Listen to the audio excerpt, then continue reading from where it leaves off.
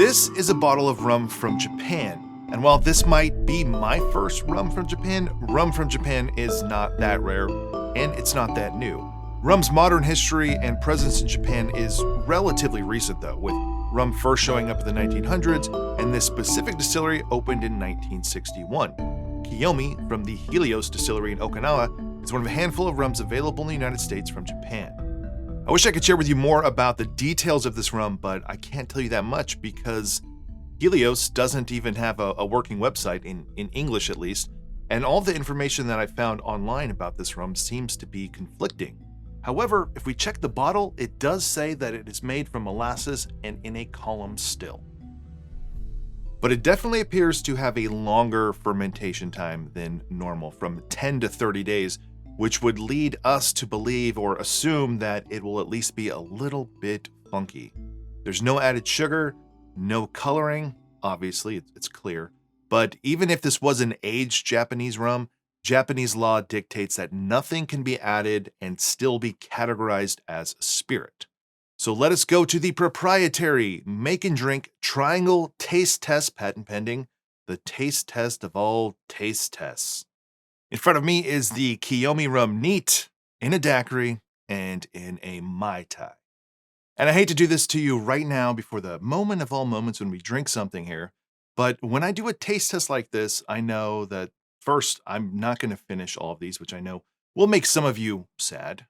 But I have a video to make. I have footage to dump, proxies to make, sweet royalty-free music to lay down. So I need to not only make sure that I'm ready for today, but that I'm ready for tomorrow, which is why my first drink will be ZBiotics. ZBiotics pre-alcohol probiotic drink is the world's first genetically engineered probiotic.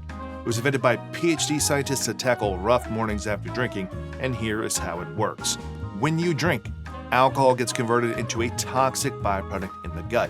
It's this byproduct, not dehydration, that's to blame for your rough next day. Pre-alcohol produces an enzyme to break this byproduct down. Just remember to make ZBiotics your first drink of the night, drink responsibly, and you'll feel your best tomorrow. So click on the link in the description or use that QR code that you see on the screen in front of you right now to get 15% off your first order. Plus, ZBiotics offers a 100% money-back guarantee, so if you're not satisfied for any reason, they will refund your money, no questions asked. All right, I have stashed the Mai Tai in the fridge, the Daquiri in the freezer. That's kind of the fundamental flaw of doing these is when you make them all at the same time, and you want to take a little bit of time here, because otherwise I'm just going to rush through drinking this neat. So let's check out Kiyomi from Japan.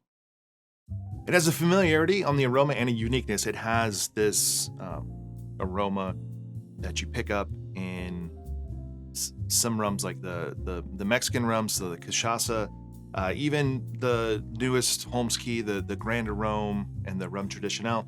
So you can get that, I wouldn't go as far and say like that industrial note, but there's that savory sweetness.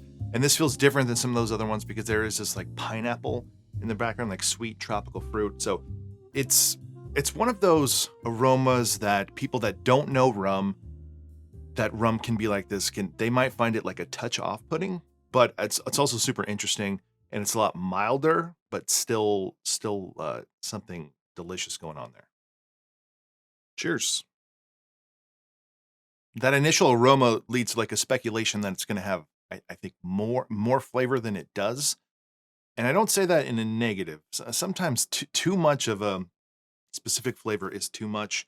There's a savory brininess to it, like a saltiness, with not much of that tropical fruit note coming through. It's really, for me, it's just there on the aroma. It's something that on its own, I would anticipate in a cocktail, which we'll find out, that it might be lacking some dimension to it. But I mean, that's the beauty of rum is in cocktails. Like the one of the points is to mix multiple rums together to create something that is more well-rounded and does touch more of the bases. So it has a nice savory quality without being too briny, too savory. It doesn't have that Band-Aid ketchup synthetic nature to it, but it's like a pop of industrial freshness with a little bit of sweetness and not much fruit though, like a touch of smoke, but not really any fruit there. onto a daiquiri. Cheers. That's really good.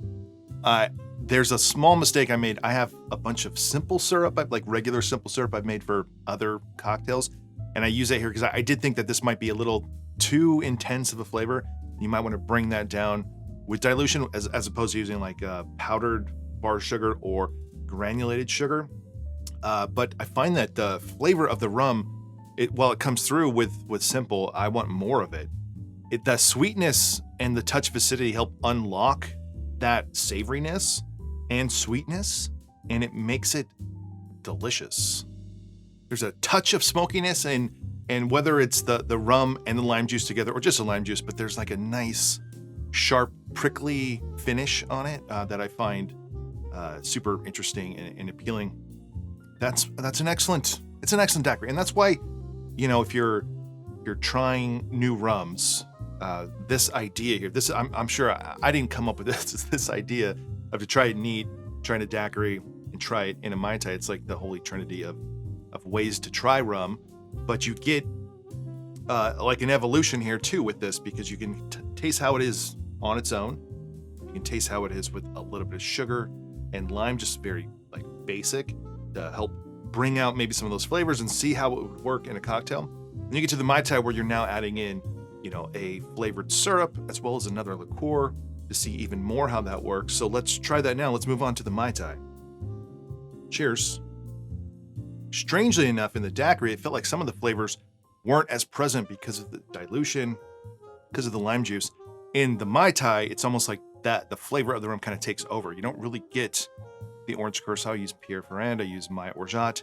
So the sweetness there coming from those two things, but the flavors don't really come through on its own in a Mai Tai. It's actually very good, but it's not a Mai Tai that I would want to consume as a Mai Tai. It just tastes like something else. But I could see that using this in combination with other rums, like an aged Jamaican rum, would be delicious. The best, I think, popular thing I could compare it to is a much more mellow, milder Paranubis would be the I don't want to say the substitute here, but just if you're trying to visualize or conceptualize, I guess, what this rum might taste like, that's, I think, the most popular one I can think of.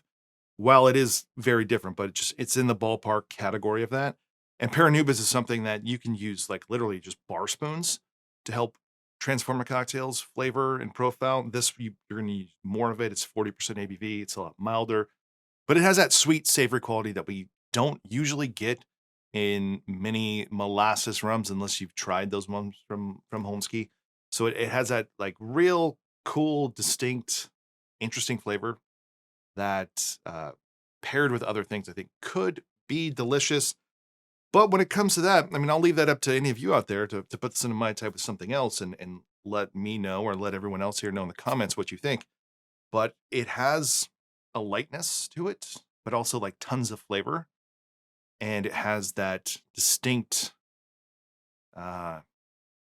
savory funk, not fruit funk, not banana, not pineapple, but a savory, borderline brininess, funkiness to it, but not too much. Like you don't have to like high ester stuff to enjoy this. In a Mai Tai, not the best rum, but like in this cocktail, not calling it a Mai Tai, it's actually delicious. I'm not entirely sure what I just said makes sense. As a Mai Tai, not a delicious Mai Tai. As a drink of its own, not calling it a Mai Tai. If you didn't tell someone it's a Mai Tai, it's delicious. Because it just is refreshing and unique. And it just doesn't lend itself to what we're used to having with a Mai Tai. So that's it for this one. Kiyomi Rum from Japan. We're just exploring rums one island nation at a time. If you enjoyed this video, please give it a like below. If you've ever had this rum, let me know what you think about it, your tasting notes, if you like it, if you don't like it. Let me know in the comments below. That way other people that are considering this can get an idea what other people besides just me think about it, because that's what I do too. I want to find out what a large number of people think about it. There's not a ton of info out there. So if you could shed some light on that to everyone here, that would be great. And if you want to support this channel even more, you can check out my Patreon page. Otherwise, see you on the next one.